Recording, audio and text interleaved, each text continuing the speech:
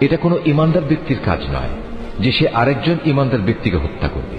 অবশ্য ভুলবশত করে ফেললে তা সম্পূর্ণ ভিন্ন কথা।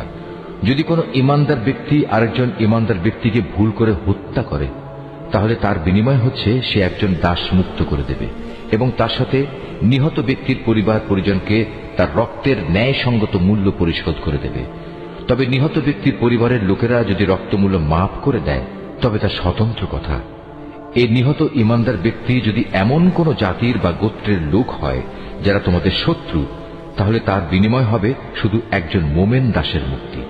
অপরদিকে নিহত ব্যক্তি যদি এমন এক সম্প্রদায়ের কেউ হয়ে থাকে যাদের সাথে তোমাদের কোনো সন্ধি চুক্তি বলবৎ আছে, তবে তার রক্তের মূল্য আদায় করা ও একজন ইমানদার দাসের মুক্তিও অপরিহার্য। যে ব্যক্তি মুক্ত করার জন্য কোনো দাস পাবে না, তার বিধান হচ্ছে ক্রমাগত 2 মাসের রোজা রাখা। এ হচ্ছে আল্লাহ তাআলার পক্ষ থেকে মানুষের তওবা কবুল করানোর ব্যবস্থা মাত্র।